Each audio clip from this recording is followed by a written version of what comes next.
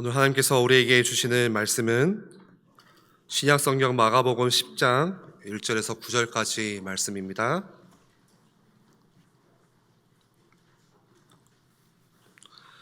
제가 봉독합니다. 예수께서 거기서 떠나 유대의 지경과 요단과 건너편으로 가시니 무리가 다시 모여들거든 예수께서 다시 전례대로 가르치시더니 바리새인들이 예수께 나와 그를 시험하여 묻되 사람이 아내를 버리는 것이 옳으니이까? 대답하여 이르시되 모세가 어떻게 너희에게 명하였느냐? 이르되 모세는 이혼 증서를 써주어 버리기를 허락하였나이다. 예수께서 그들에게 이르시되 너희 마음이 완악함으로 말미암아 이 명령을 기록하였거니와 창조 때로부터 사람을 남자와 여자로 지으셨으니 이러므로 사람이 그 부모를 떠나서 그 둘이 한 몸이 될지니라. 이러한즉 이제 둘이 아니요 한 몸이니 그러므로 하나님이 짝지어 주신 것을 사람이 나누지 못할지니라 하시더라. 담임 목사님 나오셔서 본래는 그렇지 아니하니라 라는 제목으로 말씀 주실 때에 큰 은혜 받으시기를 바랍니다. 오늘 또 하나님이 저와 여러분에게 귀한 은혜 또 말씀을 통해서 깨달을 수 있는 축복의 은혜 주실 줄 믿습니다.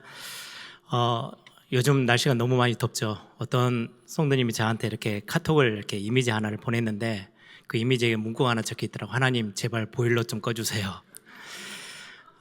너무 많이 덥고 또 지칠 수 있는 기간인데요. 여러분들 더 힘을 내시고 지치지 마시고 건강에 더 유의하시길 바랍니다. 오늘 또 하루 종일 비 온다 그래서 목사는 주일날 비 오는 걸 제일 싫어하거든요. 아무튼 여러분들이 날씨와 상관없이 하나님이 주신 큰 힘을 얻는 시간 되길 바랍니다. 우리 앞뒤 좌우 우리 성도님들하고 인사하십시다. 오늘 하나님의 은혜로 충만합시다. 한 번 더 고백합니다. 하나님이 우리의 도움이십니다. 오늘 본문은 사실은 목사가 제일 피하고 싶은 본문이기도 해요. 되게 예민하고 민감한 주제이기 때문에 이혼에 관련된 내용들이 이렇게 다루어지고 있어요. 설교를 좀 잘못하면 굉장히 몰매를 맞을 수 있고요. 그렇다고 해서 이 본문을 또 빼고 넘어갈 수도 없고 그런 상황입니다. 이런 걸 보고 진퇴양난 이렇게 표현하기도 하는데요. 이런 어떤 메시지를 준비하다 보니까 어떤 글이 하나 있어요. 어떤 남자가 이제 아주 자기가 사랑하는 여자를 만나서 결혼을 했어요. 그래 얼마 살고 있는데 살아보니까 너무 안 맞는 거예요. 너무 안 맞아서 서로 이제 이혼을 하고 헤어졌어요. 그리고는 이제 자유를 만끽하는데 시간이 좀 지나니까 너무 외로운 거예요. 그래서 이 사람은 언론인이고 굉장히 컴퓨터 쪽 전문가다 보니까 이제 이런저런 프로그램을 만들면서 많은 사람의 데이터를 이렇게 컴퓨터에다 다 입력을 했어요. 그리고는 그 모든 자료들 속에서 이제 자기가 꼭 결혼 정보 그런 어떤 센터들 있죠. 그런 사이트처럼 자기가 원하는 자기하고 딱 맞는 사람을 고르게 해서 여러 가지 조건들을 다 컴퓨터 딱 집어넣어서 엔터를 딱 쳤어요. 그랬더니 갑자기 사진이 하나 딱 뜨는데 자기 첫 부인 얼굴이 딱 뜨는 거예요. 이게 참 우리 인생의 어떤 모습인 것 같아요. 지금 우리 한국, 대한민국은 이혼율이 전 세계적으로 따지면 중상위권이에요. 우리 아시아 쪽 OECD 국가에서는 거의 제가 자료를 찾아보니까 2위더라고요. 1위는 그래도 조금 안 가고 2위에 머물러 있는데 전 세계에서 이혼율이 제일 높은 나라가 러시아예요. 미국도 꽤 많이 높은 편이고요. 이혼율이 전혀 없는 나라는 한 군데도 없어요. 다 있어요. 조금 적고 조금 많고 이런 차이인 것 뿐이죠. 쉽게 너무 이혼이라는 걸 결혼했다가 이혼이라는 걸 너무 쉽게 하는 사람들을 보면 좀 막아보고 싶어요. 당사자들은 쉬운 게 아니겠죠. 힘드니까 이혼을 했겠지만은 우리가 이제 옆에서 객관적으로 봤을 때 그냥 좀 버텨보지 이런 생각들을 할 수도 있는 그런 가정들도 있어요. 근데 또 반대로 저 같은 경우는 목사잖아요. 상담을 하러 오세요. 들어보면 막 버티고 있는데요. 제가 먼저 이야기를 끄집어내서 그냥 헤어지시죠, 이혼하죠 라고 말할 만큼 너무 심각하고 너무 황당하기도 하고 상식 이하의 어떤 생활들 때문에 너무 고통받는 분들이 계세요, 실제로. 그래서 목사인데도 그냥 이혼하죠. 거기에다 대고 조금 더 버텨보세요. 믿는 사람이니까, 하나님의 자녀니까 버텨보세요. 반대로 따지면요, 목사님이 한번 살아보세요. 저 같으면 못 살 것 같아요. 상담해서 이야기를 들어보면 이거는 어떻게 저렇게까지 그냥 헤어져서 사는 게 훨씬 낫겠다라고 생각들 만큼의 그런 상황들도 정말 많아요. 그래서 이거는 정답이 없는 것 같아요. 이래야 된다, 저래야 된다. 근데 오늘 지금 성경 본문에 바리새인이 예수님께 질문을 하는 내용이에요. 사람이 아내를 버리는 것이 옳습니까? 라고 하는 질문에 대한 주제로 오늘 본문이 진행되어집니다. 오늘 본문 내용은 사실은 이 질문을 하고 예수님이 그러면 아내를 버리는 거, 아내와 함께 사는 거, 이혼에 대해서는 이렇다 저렇다 이렇게 답을 주시는 게 아니고요. 오늘 2절을 한번 보세요. 바리새인들이 예수께 나와 그를 시험하여 묻되, 예수님을 지금 함정에 빠뜨리기 위해서 뭔가 이렇게 탁 얻어걸리게 만들어서 지금 굉장히 어렵게 만들기 위해서 지금 질문을 던지는 거예요. 이게 동기가 불순해요. 예수님을 굉장히 함정에 빠뜨려서 궁지에 몰기 위한 질문이에요. 사람이 아내를 버리는 게 맞습니까? 라고 질문을 해요. 이 내용은 사실은 첫 번째로는 정치적인 어떤 상황들을 염두에 두고 하는 거예요. 그때 당시 여러분들 세례 요한이 목이 베어져서 죽었잖아요. 그 목을 벤 왕, 그 왕이 헤롯 왕이거든요. 예수님이 태어나실 때에 뭐 이렇게 호적을 해라 막 했던 그 왕은 헤롯 대왕이에요. 첫 번째 왕, 헤롯 대왕이라고 하고, 그 아들 때, 지금 예수님이 공생애를 하고 계실, 공생애 사역을 하고 계실 때는 두 번째 아들이 왕으로 있을 때예요. 이름을 그대로 가지고 와서 헤롯 왕이라고 그래요. 이 헤롯 왕이 결혼을 했어요. 사마리아 여인, 이방 여인하고 이렇게 결혼을 했어요. 근데 살다 보니까 자기 동생이 결혼을 하는데요, 아내가 너무 이뻐요. 그래서 자기 동생을 죽여버리고 그 동생의 아내를 취해요. 이거를 가지고 희대 스캔들이 일어난 거죠. 이걸 가지고 세례 요한이 목소리를 높인 거예요. 이거는 아니다. 어떻게 동생의 아내를 취하냐. 그래 해서 그 동생의 아내에 딸이 있었어요. 딸이 춤을 추는 그 광경에 엄마가, 그러니까 헤롯 왕에게 이제 두 번째로 이제 같이 함께 살게 된 그 아내가 세례 요한의 목을 갖다 달라고 해라. 그래서 세례 요한의 목이 잘리는 거거든요. 이런 어떤 상황들을 염두에 두고, 그러면 예수님이 이혼은 안 되지 라고 말하면 그럼 정치적으로는 완전히 반역자가 되는 거예요. 또 이거를 허락을 해주면, 아니 이제까지 뭐 이런저런 많은 사역들을 했던 예수님에 대해서 완전히 궁지에 몰리게 되는 상황들이 생겨요. 이것도 아니고 저것도 아니고 답을 하면 무조건 어디엔가는 걸리게 돼 있는 질문이었어요. 사람이 아내를 버리는 게 맞습니까? 맞다고 할 수도 없고 아니다고 할 수도 없는 상황이 지금 정치적인 상황에서도 그러해요. 그런데 예수님이 지금 그런 부분에 yes, no, 아니야, 맞아 이렇게 하지 않고요. 3절에 보시면 예수님이 질문을 다시 합니다. 대답하여 이르시되 모세가 너희에게 어떻게 명하였느냐. 모세가 어떻게 너희들에게는 명했냐. 예수님의 답변을 하지 않고 모세의 말을 끄집어내요. 이건 굉장히 예수님이 지혜롭게 지금 답을 하시는 거예요. 여기에서 모세가 했던 말은 신명기 24장 1절에 나와요. 자막에 한번 올려주세요. 신명기 24장 1절에 뭐라고 기록되어 있냐니까요. 사람이 아내를 맞이하여 데려온 후에 그에게 수치된 일이 있음을 발견하고, 여기에 이제 수치된 일이라고 돼 있죠. 이게 뭐라고는 설명이 돼 있지 않아요. 수치된 일을 발견하고 그를 기뻐하지 아니하면 이혼 증서를 써서 그의 손에 주고 그를 자기 집에서 내보낼 것이요. 지금 모세가 기록한 법에는 수치되는 일이 발견되어지면 이혼 증서를 써서 집에서 내쫓아내라. 이혼을 허락한 거죠. 지금 이거를 예수님이 지금 말씀하시는 거예요. 모세 너희들의 가장 최고의 선지자라고 말하는 율법에는 뭐라고 돼 있냐? 모세가 뭐라고 했냐? 라고 했더니 이 구절을 모든 바리새인들은 다 알고 있는 거죠. 여기에서 이 수치된 일, 이거를 해석하는 학파가 두 학파로 딱 나눠졌어요. 삼마의 학파하고 힐렐이라는 학파가 있어요. 굉장히 유명한 학자들 밑에 이제 학파가 생기는 거죠. 힐렐은 말 그대로 힐렐이라는 굉장히 유명한 율법학자예요.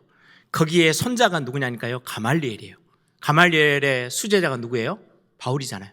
그 바울은 이 힐렐 학파에서 쭉 배워 나온 사람이기도 해요. 거기에 반대편에 서 있는 학파가 샴마이 학파예요. 샴마이 학파는 굉장히 근본주의자들이고 엄격하고 딱딱해요. 그리고는 힐렐 학파는 굉장히 자유롭고 또 대중적이고 많은 부분에 있어서 이렇게 좀 풀어놓은 해석을 해요. 그래서 이 본문 모세의 글에 대해서 수치된 일이 발견됐다라고 했을 때 샴마이 학파는 뭐라고 언급하냐니까요? 음행한 것 말고는 이혼하면 안 돼라고 굉장히 딱딱하게 딱 고정을 시켜놨어요. 음행의 연고가 발견되어지면 이라고 이 구절을 해석을 했어요. 그런데 힐렐 학파는요 굉장히 넓게 해석을 한 거예요. 수치된 일? 성격 차이가 너무 심하다? 이혼 증서 써줘. 또 음식을 했는데 남편이 먹어보고 맛이 너무 없어. 그럼 이혼해. 아니 우리 한국말로 밥을 했는데 자주 밥을 태우네요. 그럼 이혼할 수 있어요. 이혼 증서 써줄 수 있어요.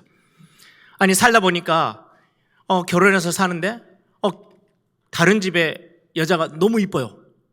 그러면 자기 아내가 안 이쁘잖아요. 수치된 일이에요. 그럼 내쫓고 새로 결혼할 수 있어요. 이혼 증서를 써주는 거예요. 이게 샴마이 말고 힐렐 학파가 실제로 그렇게 해석을 했어요. 아내가 화가 나가지고 막 스트레스가 쌓이잖아요. 큰 소리를 확 뱉었어요. 큰 소리 낸 것도 수치예요. 그럼 내쫓아 보낼 수 있어요. 이게 실제로 힐렐 학파들이 이 신명기 24장 1절을 해석함에 있어서 그런 많은 예시를 들고 있는 거예요. 아주 사소한 거, 트집 짧을 만한 게 생기면 내쫓는 거예요. 그러면 그때 당시 지금 신명기가 기록될 때면 너무 오래전이잖아요.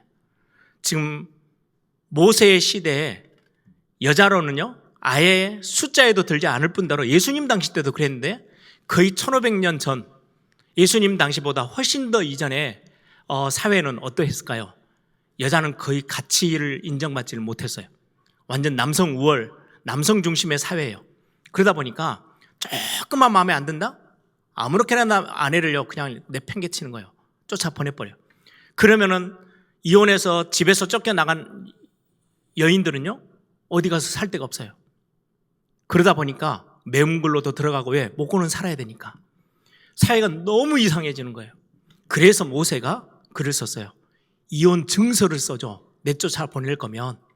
이 증서가 있으면 남편이 공식적으로 써준 이 이혼 증서가 있으면 다른 남자에게 자기를 좋아하는 남자에게 다시금 시집을 갈 수 있어요. 결혼할 수 있어요. 그래서 이혼 증서는 굉장히 중요하게 됐어요. 그때 이 말은 모세 당시에 모세가 사역하고 있을 때 너무 이런 부분 때문에 가정이 다 깨어지고 남자들이 여자들을 너무 심하게 학대하는 식으로 다루다 보니까 모세가 최소한의 법을 만든 거예요. 수치스러운 일이 발견되어지면 그러면 이혼 증서를 써줘서 내보내. 그래야 그 여자가 살지. 이 법은요 이혼을 공식화시키는 법도 아니고요 그걸 부정하는 법도 아니에요. 강자들이 약자를 너무 심각하게 대우하는 그걸 때문에 약자를 보호하는 법으로 하나님이 주신 거예요. 모세를 통해서. 그래서 이 부분들을 예수님이 되물어요. 모세가 뭐라고 말했어? 라고 질문하는 겁니다. 그랬더니 4절에 모세는 이혼 증서를 써줘 버리기를 허락했습니다. 이제 바리새인들이 그렇게 대답해요. 이혼을 허락했습니다. 이혼 증서를 써서. 그때 예수님이 5절에 예수께서 그들에게 이르시되 너희 마음이 완악함으로 말미암아 이 명령을 기록하였다라고 말씀해요. 이혼 증서는 법이 제정되기 전에는 법이 없다 보니까 여인들을요 아무렇게나 그냥 다루는 거예요. 남성 중심 사회다 보니까. 너무 심한 학대, 너무 심하게 여인들의 인생이 완전히 다 망가지고요. 그래서 그렇게 쉽게 하지 못하도록 최소한의 법을 모세를 통해서 제정해 주셨어요. 어떻게 보면 차선책이기도 하고요. 최소한의 법이에요. 그래서 강자로서 너무 심하게 고통을 당하고 구박을 받고 또 버림을 받고 학대를 받지 못하도록, 쉽게 버리지 못하도록 그런 어떤 법을 구약 성경에 율법으로 주신 거예요. 그런데 오늘 예수님이 이 말씀을 하시고 5절에 예수께서 그들에게 이르시되 너희 마음이 완악함으로 말미암아 이 명령을 기록했다. 그러면서 6절에요. 창조 때부터 사람을 남자와 여자로 지으셨다. 여기에 창조 때부터. 저는 이 문구보다 조금 우리의 삶에 더 이렇게 다가오는 제목을 정해야 되겠다 싶어서 마태복음 19장에 보시면 똑같은 내용이 기록되어 있는데요. 이 부분이 조금 다르게 표현되어 있어요. 오늘 제목이에요. 본래는 그렇지 아니하니라.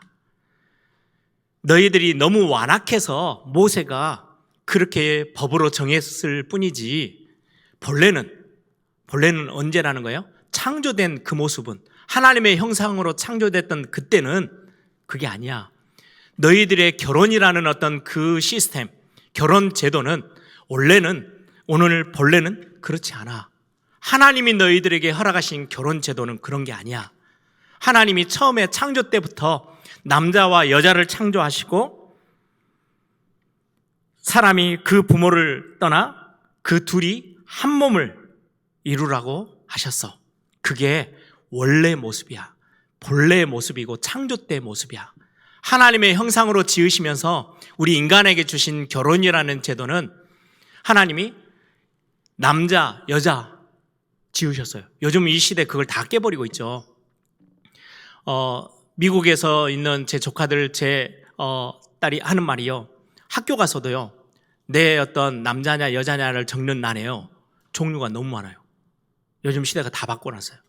근데 성경은 본래의 것은 남자와 여자뿐이야. 그리고는 이 둘이 만나서 부모를 떠나 하나가 되어지는 거, 그걸 보고 결혼이라고 하는 거야 라고 하나님이 정하셨대요.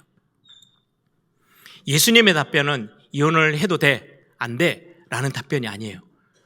본래는 그렇지 않아. 창조 때부터 주신 하나님이 정하신 것, 하나님의 원리는 그게 아니야 라고 말씀하고 계세요. 창조 때라는 말은요, 우리의 본성이 타락하기 전에, 우리가 죄에 빠지기 전에 하나님 우리를 처음 가장 보시기에 좋다라고 말씀하시는 창조 때의 그 모습은, 본래의 모습은 그렇지 않아. 결혼이라는 거는 너무 고귀한 거였어. 두 사람이 만나, 남자와 여자가 만나서 둘이 한 몸이 되어지는 것, 이게 결혼의 원리예요. 여러분, 이게 그러면서 에베소서 5장에는요 아내들아 남편을 대하기를 그리스도께 하듯 해라. 그리고는 남편들아 너희들은 그리스도가 교회를 사랑하듯이 아내를 사랑해야 돼. 이 원리가 어디에서 나온지 아세요? 창세기에 하나님이 아담을 창조하셨어요. 그리고는 혼자 있는 게 보기 좋지 않아서 잠을 재워요. 아담이 잠을 자고 있을 때에 갈비뼈를 뽑아서 여자를 만드셔서 함께 가정을 이루게 만드셨어요. 이거는 영적인 의미로 보면 굉장히 신비해요. 여러분, 잠을 자다 성경에서는요 죽음을 상징해요. 잠을 자는 거, 성경에서는 한 아이가 죽었을 때 아니 잔다, 그리고는 달리다 굼 일어나라 라고 깨우시죠. 이 죽음과 자는 거와 연관돼요. 주 안에서 자는 자는 복되도다 라고 말하는 것처럼, 아담을 재웠다라는 말은요 둘째 아담인 예수 그리스도가 십자가에서 죽으심을 상징해요. 그리고는 그 죽으심으로 인하여서 새롭게 나온 게 교회예요. 그래서 그리스도는 신랑이고 교회는 신부가 되는 거예요. 창조의 그 그림 그대로를 가지고 와서 그리스도와 교회를 의미해요. 그러면서 하시는 말씀이,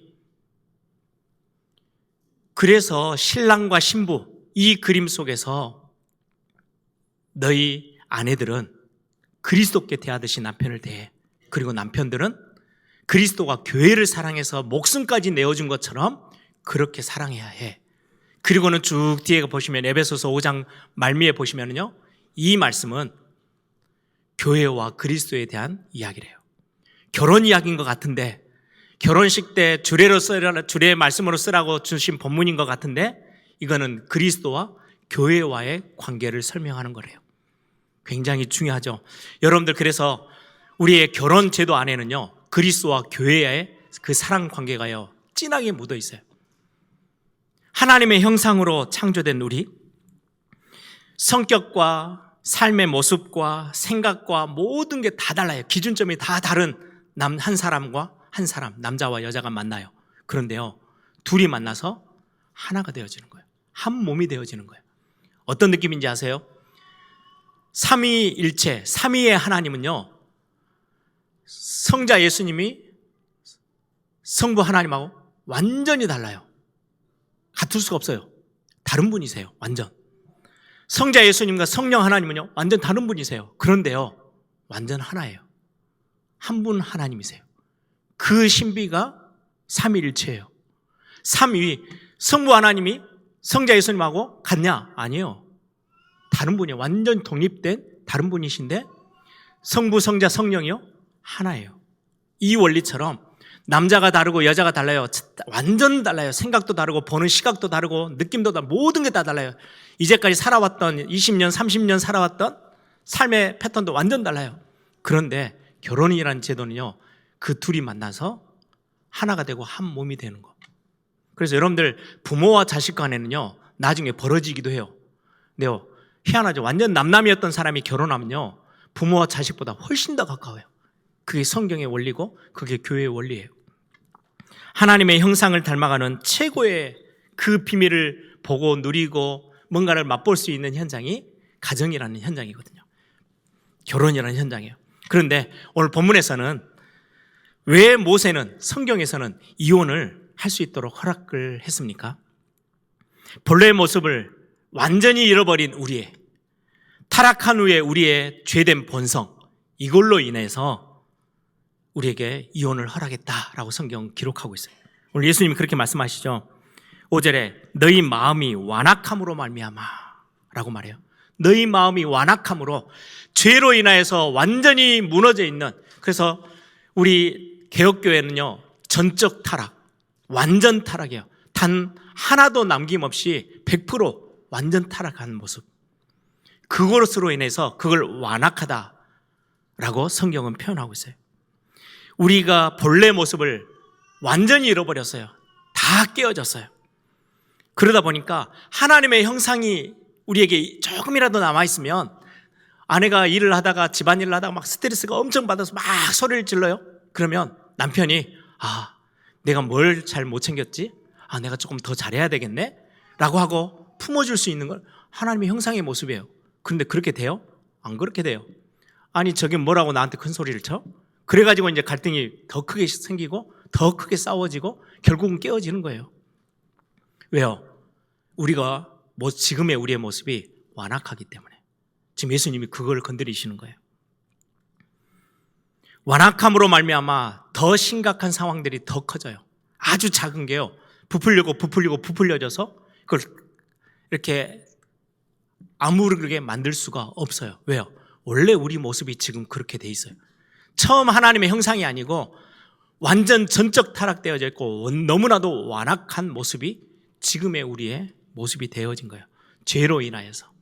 그래서 모세가 성경에 기록하는 거예요. 약자를 위해서, 강자에게서 보호하기 위해서 이혼을 허락하는 증서를 써줘라 라고 말씀하시는 거예요. 그런데 이 본문을 보고 지금 바리새인들이 하는 종교 지도자들이죠, 이걸 악용하는 거예요. 모세가 이혼을 허락했네? 그리고는 더 삶이 더 무너지는 쪽으로 가는 거예요. 사사시대 때 딱 그러했어요. 하나님이 주권자로 계시는데 사람이 자기의 소견이 옳다고 생각하고요, 점점 더 이상한 길로, 나쁜 길로, 완악한 길로 계속 가는 거예요. 그게 사사시대의 모습이었어요. 이혼 허락됐잖아, 우리 마음대로 아무렇게나 살아도 돼 하다가 마음에 안 들면 수치된 일이라고 내가 느껴지면 그냥 내보내는 거야 라고 하면서요, 그 법을 더, 하나님은 어떻게 보면은 최고의 법을 딱 정해놨어요. 원래 본래는 그렇지 않아. 하나님의 형상대로 창조된 너희들의 모습은, 결혼의 모습은 그렇지 않아. 둘이 한 몸이 되어져서 함께 사는 거야. 하나님이 짝지어 주신 것은 사람이 나눌 수가 없어 라는 게 원래 우리의 모습인데, 우리의 모습이 타락한 이후에, 하나님을 떠난 이후에 너무나도 많이 망가졌어요. 뭔가 우리가 가정을 잘 지킬 수 있어요가 아니고요, 그게 불가능해진 우리의 영적인 상태예요. 죄의 본성을 가지고 살아가요. 그래서 하나님이 어쩔 수 없이 완악한 자들을 위해서, 약한 사람들을 보호하기 위해서 하나님이 주신 이 부분들을, 하나님이 주신 차선책을 가지고 자꾸 악용해요. 어떻게 보면 지금 바리새인이 하는 질문에 우리의 딱 모습이 걸려있지 않는가요? 이 본문 안에서 우리에게 주시는 메시지가 뭘까요? 우리는 죄의 본성 앞에 있어요. 우리는 완악함 가운데 있어서 본래의 것을 지켜낼 만한 힘이 없어요. 그걸 인정해야 돼요. 오늘의 메시지고, 오늘의 메시지의 열쇠가 여기에 있어요. 하나님의 은혜. 저는 자주 이렇게 신학교를 다니면서도 그랬고요, 목회를 해가면 해갈수록 더 많이 느껴지는 것 같아요. 제가 너무 부족하고 연약하다는 거. 참 예전에 목회자들, 선배, 우리 한국교회 정말 위대했던 목사님들 계시거든요. 그런 어떤 목사님들의 삶을 이렇게 들어보면요, 저는 도저히 따라갈 수가 없어요. 저희 형님하고 저하고도 그런 고백을 가끔 해요. 멀리 갈 것도 없고, 저희 아버님 목회했던 것들을 보면 형님이랑도 우리는 100분의 1, 1000분의 1도 못 따라가네? 우린 수준이 거기까지 전혀 안 돼 라고 말할 때가 참 많이 있어요. 너무 목회자로서는 어떻게 보면 자격 미달, 그런 어떤 모습들이 너무 많아요. 예전에 어르신들이 했던 그 목회 모습들을 어떻게 보면 뭐 반도 못 따라간다, 이 정도가 아니에요. 100분의 1, 1000분의 1도 못 따라갈 것 같아요. 그런데 가끔 이제 목회를 해 가는 중에 장로님들이 또 교회를 위해서 또 성도님들이 한마디 해주시는 조언들, 충언들이 있어요. 그것 들으면요, 정말 어찌할 바를 모를 만큼 부끄러워질 때가 참 많이 있어요. 그럼에도 불구하고 나 같은 사람을 하나님이 하나님의 은혜로 지금 이 자리까지 오게 하셨어요. 이건 진짜로 하나님의 은혜 말고는 다른 단어로 표현할 수가 없어요. 하나님의 은혜예요. 내 힘으로는 하나님이 본래 만들어 놓으신 거, 그 삶을 살아갈 수 있느냐? 없어요. 잘 못하는 게 아니고요, 안 돼요. 불가능해요. 하나님이 우리에게 주신 말씀, 하나님의 요구, 하나님의 법, 우리는 우리의 경건, 우리의 힘, 우리의 능력 가지고는요, 절대로 그것들을 감당해낼 수가 없어요. 지켜낼 수가 없어요. 그걸 인정하는 거, 이게 가장 신앙생활에 있어서는 필요한 부분이에요. 하나님이 말씀하시고 정해놓으신 게 뭘까요? 우리 지금 오늘 본문에 있는 것처럼 부부관계, 가정을 지켜내는 거, 우리가 교회 안에서 직분을 받아요. 성경 안에 직분은 이러해야 해, 직분자는 이렇게 살아가야 돼, 많은 이야기들을 하시는데요, 우리는 거기에 수준에 맞춰서 좀 못 미치는 정도가 아니고요, 불가능해요. 하나님이 정하신 것에 우리가 따라 살 수 있느냐, 흉내라도 낼 수 있느냐, 안 되어진다고. 어느 정도냐니까요. 우리는 살인 안 했는데, 아니요, 다른 사람을 보고 미워하는 감정이 조금 생겼다, 그건 살인하는 거래요. 어떻게 하나님 법에 우리가 맞춰서 살 수 있어요? 이건 불가능한 거를 성경에서는요, 본래는 그렇지 않아, 본래 것을, 하나님이 정하신 것을 말씀하면 그걸 딱 우리의 기준에 삼으면요, 우리는 거기에서요 단 하나도 맞춰낼 수가 없는 연약한 자들임을 우리는 고백할 수 있어야 돼요. 우리 산업 현장에 뛰시는 분들 보면요, 메시지 들을 때는요, 하나님의 자녀는 세상의 빛과 소금이 돼야 돼 말씀해요. 그렇게 살려면은요, 사업 다 망해야 되는데요, 할 수가 없어요. 교회에 오면, 그래서 많은 교회에 올 때 성도님들이요, 고개를 잘 안 드는 이유가 거기에 있어요. 왜요? 눌려요. 어마어마한 죄책감이 생겨요. 그런데 거기에서 우리는 죄책감이 아니고요, 우리는 이해해야 해요. 우리는 완악한 자고, 죄로 인하여서 우리의 모든 본성이 하나님이 원하시는 것을 해낼 수 있는 우리의 경건이나 우리의 노력과 우리의 힘으로는 감당할 수 없는 완전히 우리는 전적 타락한 인간이구나. 여러분, 우리가 좀 노력하고 예를 써서 지난주 말씀처럼 너희 속에 소금을 둬서 서로 화목해라. 이게 우리가 노력해가지고 가능하면 굳이 예수님이 십자가에서 죽어주실 이유가 없잖아요. 우리가 좀 노력해보면 되잖아요. 그게 안 된다는 거예요. 우리의 노력과 우리의 힘으로는요, 본래 하나님이 정하신 것, 창조 때 우리를 하나님의 형상대로 만드시고 교회는 일을 해야 돼. 교회 사역은 이렇게 섬겨야 돼. 교회를 사역으로 이렇게 가야 돼. 너의 산업의 현장에서는 빛과 소금의 역할을 감당해야 돼. 가정은 이러해야 되고 부모는 부부관계는 이렇게 해야 돼. 성경에 얼마나 많은 원리를 제공하고 있어요. 우리는 그걸 맞춰서 살기가 불가능해요. 그래서 오늘 또 우리는 하나님의 은혜를 구하는 거예요. 하나님의 은혜가 아니면 우리는 그 자리에 설 수가 없어요. 가능했다면 예수님이 십자가에까지 인간의 모습을 입고 이 땅에 오셔서 십자가에서 죽어주실 이유가 없잖아요. 죄와 또 죄로 인해서 깨어진 우리의 삶을 가지고는 우리의 모습을 창조 때 본래 것 맞춰 살기가 불가능해요. 근데 많은 신앙생활을 하는 분들이 저를 비롯해서 내가 할 수 있는 것에 선을 딱 정하고요, 뭔가 다른 사람하고 비교하는 거예요. 내가 이 정도 좀 했지. 다른 사람보다 내가 좀 더 잘해. 내가 다른 사람보다 더 많이 했어. 열심히 했지. 그걸 그냥 만족해요. 그걸 보고 교만이라고 하는 거예요. 하나님의 은혜가 거기에서는요, 내가 정해놓은, 내가 할 수 있는 것에 선을 정해놓으면 그건 은혜가 필요 없어요. 내가 하면 되는 거니까. 오직 하나님의 은혜로만 가능한 거예요. 말씀대로 사는 것, 믿음으로 사는 것, 우리의 영역이 아니에요. 우리의 삶이 해낼 수 있는 영역이 아니에요. 오직 하나님의 은혜로만 가능해요. 나를 위해서 십자가 지어 주신 예수 그리스도로 인하여서 내 안에 계신 성령님의 도우심을 받아서, 그래서 우리는 자꾸 하나님의 은혜를 구하고 성령의 도우심을 구하는 거예요. 오늘 또 내가 하루 종일 하나님이 원하시는 것, 하나님이 정하신 것, 하나님이 기뻐하시는 그 일을 향해서 나아가려면 한 걸음이라도 나아갈 수 있는 것은 하나님의 은혜 아니면 불가능하기에, 하나님, 내가 그리스도가 내게 역사해 주시기를. 그래서 성경은 우리에게 말씀해, 우리가 연약한 걸 너무 잘 아시고 보좌 우편에서요, 우리를 위해서 간구하고 계신대요. 또한 우리 안에서 성령 하나님이 탄식하며 우리를 위해서 중보 기도하신대요. 우리를 돕기 위해서. 야, 그 길로 가면 안 되는 거야. 아니야, 너가 버틸 수 있는 힘을 내가 줄게.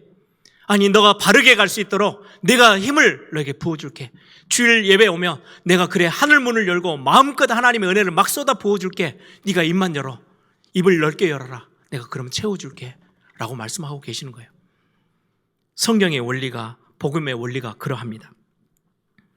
우리는 자꾸 신앙생활하면서 다른 사람들을 쳐다봐요. 비교해요.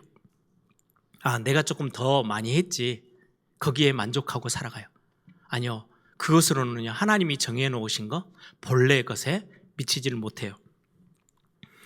내 힘으로 할 수 없으니 오늘 또 하나님의 은혜가 필요하고 성령의 도우심이 필요해요. 여러분, 신앙생활하면서 주위에 있는 사람들을 너무 보지 마세요.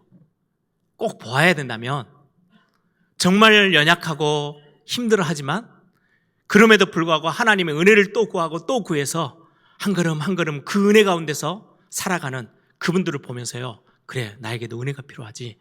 그렇게 보셔야 돼요. 다른 사람들을 보면서 비교하면서 저 사람이 저것밖에 안 되네? 나는 이 정도 했는데? 그거 가지고 신앙생활 하는 게 아니에요. 그럴 거면은 주위를 바라보지 마세요. 주위를 볼 거면 저 같은 경우 저보다 훨씬 훌륭하고 정말로 은혜 속에서 기도 속에서 갔던 그 목회자들을요, 저는 모델을 삼아요. 그래야 내가 배울 게 있죠. 연약하지만 저분이 정말로 기도하면서 하나님의 은혜로 저렇게 일어서네? 나도 하나님, 저에게도 은혜를 하나님 부어주세요. 그래야 저는 또 하루를 시작할 수 있고 또 하루를 마무리할 수 있어요. 여러분들의 신앙생활이 오늘 본문을 통해서 이거냐 저거냐가 아니고요, 하나님이 본래 우리에게 주신 것들이 있어요. 꼭 부부생활, 결혼생활뿐만 아니라 우리의 산업에서, 우리의 가정에서, 우리 교회를 섬기는 것에서, 우리 삶 모든 전반에 우리의 완악함 때문에, 죄로 인한 그 영향력 때문에 다 깨어져 있어요. 그 안에서 오늘도 하나님을 바라봐. 오늘도 하나님이 주신 은혜가 너에게 임하면 내가 할 수 없는 그 상황에서 하나님이 힘을 주셔서 또 한 걸음 일어설 수 있고, 또 하나님이 원하시는 것을 향해서 또 한 걸음 시작할 수 있어. 새로 시작할 수 있어. 그래서 우리에게 올해 주신 메시지가 그 일어나라, 빛을 발하라. 여호와의 영광이 너 위에 임하여 있지 않냐. 하나님이 너에게 내가 너와 함께 할 거야. 내가 너를 능력에서 오른손으로 내가 너를 붙잡을 거야 라고 약속하고 있지 않냐. 그 약속 붙잡고 오늘 일어서면 되는 거야 라고 오늘 우리에게 또 새롭게 말씀하고 계세요. 아까 우리 찬송 불렀죠. 292장. 주 없이는 나는 살 수 없어요. 나 혼자 못 서는 거예요. 하나님의 은혜가 필요한 거예요. 오늘 또 여러분들이 이번 한 주 하나님의 은혜 정말 구하면서 하나님의 은혜를 사모하면서 또 이번 한 주 멋지게 승리하는 우리 에일의 모든 가족들 되기를 소망합니다.